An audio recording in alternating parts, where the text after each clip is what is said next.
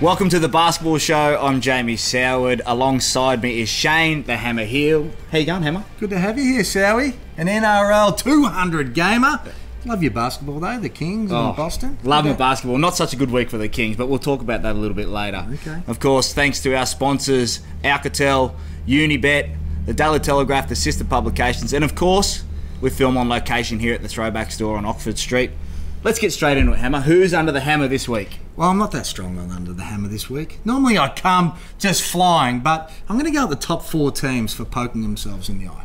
They had a chance to be able to consolidate themselves, and it started up there in far north Queensland against Cairns Taipans. They'd lost 14 in a row, and the Brisbane Bullets just trundle up there and poke themselves in the eye. But then it just followed. The next game, another loss. The next game, the Kings, your boys, they lose. The Adelaide 36ers and the Perth Wildcats lose as well.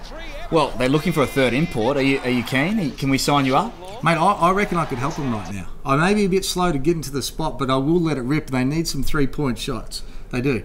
But, yeah, I don't know, mate. Let me put you on the spot. Out of those top 4 teams, who's under the hammer the most? Who's under the pressure that may miss out of the playoffs? I think the top 4 teams are set. Adelaide are coming, but again, that was a massive loss for them. And obviously, when you look at the ladder, Brisbane is still a bit vulnerable.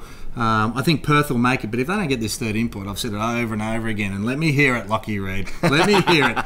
You need a third import, otherwise they make up the numbers. That's all they're going to do. There you go. This week, the top 4 teams, do better. You're under the hammer.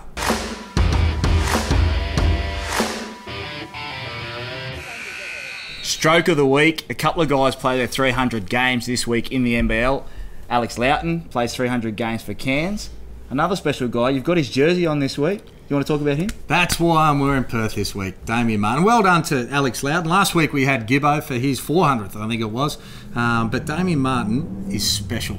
He's a special player. And you'll go to the stats and you'll say, really? Like, look what he's done. He doesn't really score. He doesn't really do this. But he is one of the best teammates that you could ever have in your sport, in NRL, in AFL. It doesn't matter what it is. You need players that do that. 6 times NBL Defensive Player of the Year. Just an unbelievable leader. And I reckon he's a great spokesman for his club and also the NBL. Anytime you hear him do an interview, he just speaks sense. And he's I love him. I'm the president of his fan club, and well done to you, mate. Stroke of the week, Damien Martin.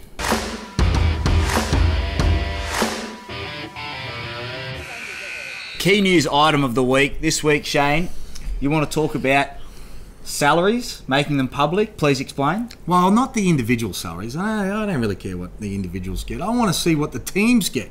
I want to see if you're down the bottom, or you've got, say, Cairns or Illawarra, or, you know, who knows what they're at. Are they at 1.1 million? What's the salary cap? What are the top teams spending? So then the fans can sort of, at the start of the year, start to work out how much have we spent, what should we expect for the season. And it doesn't mean as a coach, if you're coaching, and I did that with the Kings, they rolled in my second year and said, you got 800 of the $1 million salary cap. I'm like, mate, you're kidding, are you? It's the Sydney Kings. Are you going to tell everybody that that's what we're actually spending? Like, oh, no, we're the Sydney Kings. But I think that if everybody understood that, it makes more sense and it's more transparency, because I don't even know how it works. I don't know about the marquee rule, what you can spend, how much is every team paying in luxury tax that everyone else gets back. I don't speak to anyone and no one really knows. I think as a fan too, you're confused by all that. You want to know how much Bogut is not necessarily on, but how much he's going to bring in, how much they have to spend to get that kind of money back. Because you're right, the Kings, Melbourne, especially Perth, they really generate a lot of money in and around their teams. Wollongong Hawks, Cairns, probably not so much, but your expectations do meet how much you spend in that off-season. So you think the competition should go deep into explaining it more to the everyday fan? I think so, and I'm all for, like, Andrew Bogut has been the best investment, not only for the Sydney Kings, but the whole NBL. So whatever they pay him, he deserves. And same with Bryce Cotton over in Perth, Casper Ware and Chris Golding in Melbourne. That's all great. So I want the salaries to continue to lift. But I just think it would be smarter if everybody knew how it worked and we understand exactly how much they're spending. Just a little bit more transparency. There you go. Key news item of the week.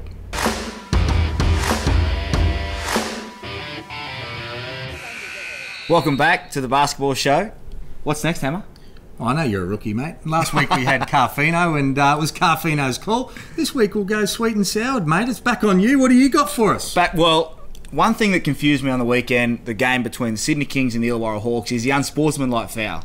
I feel like the NBL's getting a little bit soft with that. We're maybe looking for it too much. The one I will bring into question is at the end of the game, with the game on the line, mind you, Conklin goes up for a layup.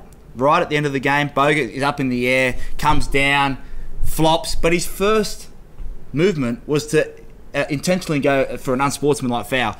Are we being too soft in the NBL? Can you please explain it to an everyday fan? Well, I get a bit confused sometimes as well. I mean, the first thing to understand is it's not the NBL and the NBL refs that have changed this rule. So it comes from FIBA, the blanket organisation worldwide. They're trying to protect their head. I think the instance that you're talking about with Andrew Bogut is that it was more about the wind-up. Now, if he had have wound up and he got all ball, we would have just clapped him and said, mate, unbelievable, you're the best shot blocker. But he's stopping an N1. It's the game's on the line. Surely they have to have a feel for the moment. Yeah, but that's how the rule reads. So to the letter of the law, the refs have done the right thing. I don't like the rule. Yeah. I think if you're protecting the head and you're coming straight over the head, then definitely it should be an unsportsmanlike foul, or it's rough conduct and you're taking their hands out. But it certainly wasn't that. And you're not the only one confused. There's a lot of people confused. There you go.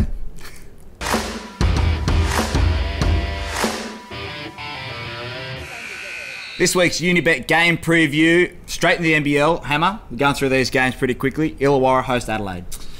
Well, who knows which Illawarra is going to turn up, and Adelaide. You know, Adelaide were playing so well, and then they lost that game to New Zealand, who have started to get on fire a little bit. But I have to go with Adelaide. It's just going to be too critical for them to be able to get that game done. I think it'll be a high-scoring contest, and I'll go 1-10 for the 36ers. Next up, Sydney host New Zealand, who are on fire at the moment. Well, they are. And, Homicide wants to talk about Long being the best centre in the NBL. No. He's kidding, isn't he? He is kidding. I said on social media, I think he just needs a hug. Sometimes he says those things. He just needs a hug. He needs a bit of love, our man, Homicide. But Sydney will win that game 1-10. They've dominated New Zealand so far this year. But New Zealand are playing the best they've played all season. Perth Wildcats, with their third import, host Cairns. Give me some threes. The Perth Wildcats will win that game by 25. They will smash. So that's 11 plus. They will smash the Cairns Taipans over there. And 13,000 people are going to be hungry to see a big win, because I reckon there's a lot of the Red Army that are on my side and know that they need help. There you go. Adelaide host Brisbane, so 2 games this weekend for Adelaide, really crucial, hovering on that 4th spot. I reckon that Brisbane will go in there and get a win 1-10. I just like the way Brisbane are going about it. This could be the most critical game over a couple of week period, because if Adelaide are going to make it, this is like 2 wins if they're going to be able to get this win. Brisbane's the team they have to be able to knock out. Sydney, 4 games in 8 days. They come back, they play Illawarra for the 2nd time in a week. Well, just what you love. As a player, you want to play 4 games in 8 days. That's great. The NBA do that for 6 months straight, so they won't be complaining about it. They won't have those long sessions from Andrew Gaze, and they will get it done 11 plus. Redemption against the Hawks. And last game of the round is Cairns hosting Melbourne. Can Melbourne bounce back? Melbourne have to bounce back. 11 plus, they'll win in far north Queensland, and I think people will come with a little bit more respect for the Cairns Taipans, that they're not the next team to be able to go down to the team on the bottom of the ladder. That's your Unibet game preview for the NBL. And the NBA is supposed to be me. Oh. But I'm going to you, mate. Oh, wow, okay. I'm flipping it to you. So, because you love your NBA, mate. So, all right, and your team plays in the first game. The Heat host the Celtics. Oh, disappointing loss for the Heat today. I think Boston go in there 11 plus. They're really starting to click now. You don't win competitions before the All-Star break, but I think Boston Celtics are starting to click now. What about my boy Joey Ingles and his team, the Jazz, hosting the Lakers? No LeBron. I think Jazz easy, 1-10. I just think that they're starting to get on a roll now. The Jazz starting to play good basketball.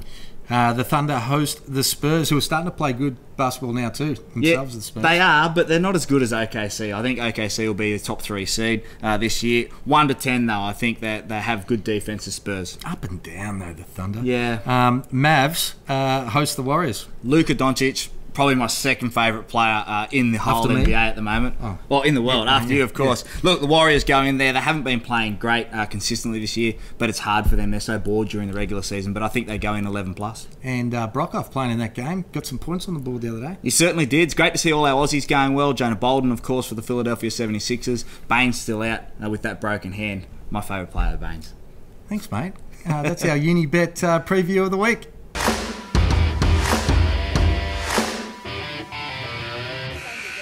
Hammer, this isn't the college game. You've only got 24 seconds. Starting 5. Let's get into it. Cairns fans, how good have they been after losing 14 straight? I like you've been here 5 minutes, mate. And you're already setting the rules. I like that. Cairns Taipans fans, well done to you, because you lose 14 games in a row. A lot of these fickle fans, they just jump off. If that was in Sydney, there would have been like 4 families and their dogs there. That would have been it. I would have been if it was in Sydney. You would have been there. I would have been calling it because I was being paid. But well done to them. That's a great effort. Full house, and you really helped your team get home. I'm not sure how many more wins you'll get to see for the year, but well done to you. Always nice to see him turning out. Cairns social media had a bit of a dig at Cam Glidden this week. A photo maybe saying next. Maybe a bit of a dig at their former player.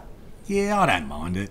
You know, I mean, you got to respect, you know, some of the great players that have come through. I mean, Cam Glidden was fantastic for the Cairns Taipans. He moved to greener pastures. I don't think he'll be too worried because he went back up there. His team's about to play in the playoffs. He's been a little bit up and down, but playing pretty good basketball overall. And I don't think he'll be too worried about that. A few calls on social media to extend our game from 10-minute quarters to 12-minute quarters. Well, I'm all for 12-minute quarters. I love it. More basketball, and I think we're all happy. But the thing we've got to think about is it's not about us as fans. It's about TV, and it's what they want. If TV says we'll go to 12-minute quarters and we can extend the time and we will pay you for it, then that's a great thing. But what's happening now is most games are being condensed to shorter periods, and I think that's why we'll stay with 10 minutes. Corey Homicide Williams said that Sean Long is the best centre in the NBL. We both know that's a lie. I'm sorry, Homicide. But, geez, he had a great weekend. I said before, mate, he does. He just needs to hug out, man. We love it. We love you, Homicide. We know you're a big fan of the show. But Long's been great. He really has been really, really good. Once he stays out of foul trouble, we know he can do everything. He is Long. He can rebound. He can score. He can even shoot from the perimeter, block shots. So he's probably the second best centre in the competition. And I think this week, when they get a chance to be able to play against the Kings, we will find out who is number 1 again. Andrew Bogut, of course, for me.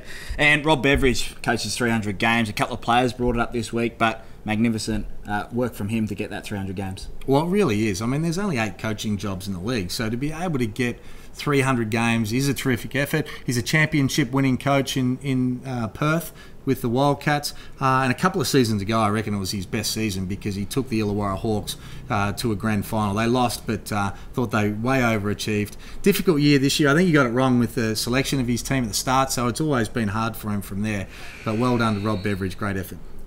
That's the starting 5 for this week.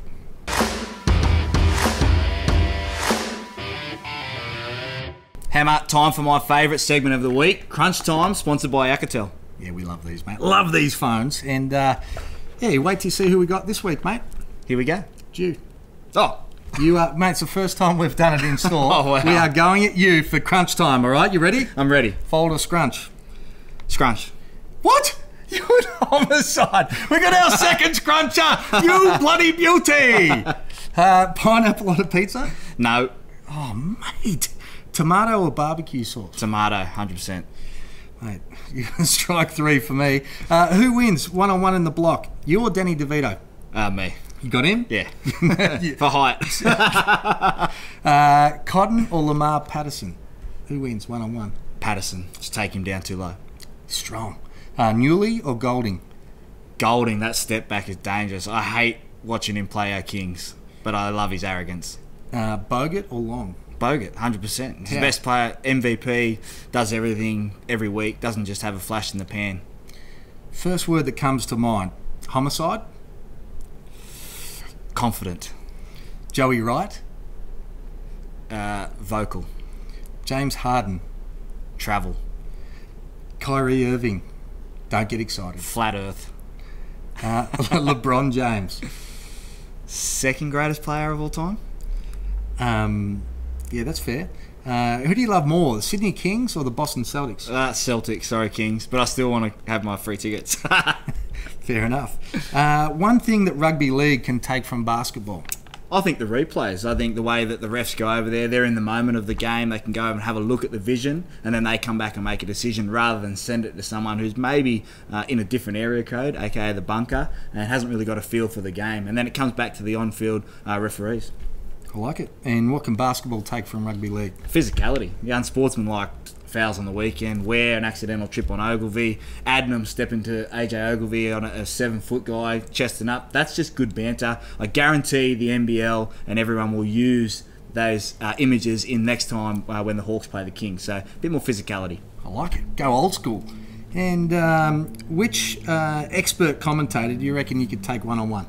Liam Santamaria. A couple of weeks ago I was watching a game and saw his best game was 2 points, 1 assist. He got the interview after the game. Liam, I'm a fan, but I reckon I could take you and you're under the hammer. All right, and last one. Which play-by-play guy would you like to have a crack at one-on-one? Lockie Reed. Jeez, he's vocal from out west. My Wildcats. Yeah, he's vocal from out west. I like how vocal he is, but I reckon I could take him. Got him covered? I've got him covered. All Bang. Right. Well, that's this week's Alcatel Crunchtime. In-house.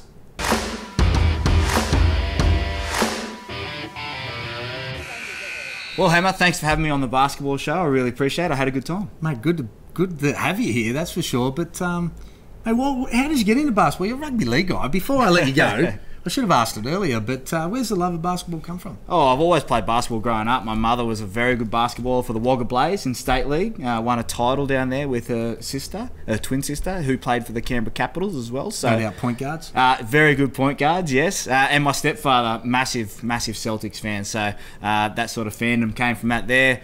Larry Bird. Kids' names? My first daughter is Indiana, where Larry was born. He was born in French Lick, Indiana. But, so Indiana, if it was going to be a boy, it was going to be Boston. I've got his number tattooed on my arm. I've got the Boston postcode tattooed somewhere where I can't say. But I just love the Celtics. Yeah, I went over there for Paul Pierce's jersey retirement with my best mate, Nick, and just love watching the Celtics. Love basketball. I love the way that they compete. I love the athletes. I love the way that they interact with social media. I just love everything about it.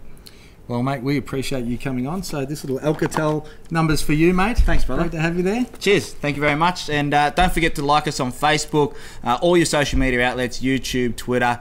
Come at me, Lockie Reed, Liam Santamaria. I'm sure I'm going to hear something about that. But thanks very much for having us on the basketball show. Great job, mate. Well done. No worries. Thank you, of course, to our sponsors, Unibet, Alcatel, Daily Telegraph and their sister partners, and, of course, the Throwback Store. Mikey and the gang will be in here very, very shortly. You're in heaven, aren't you? I am. I might have taken 2 jerseys. I'll pay you later.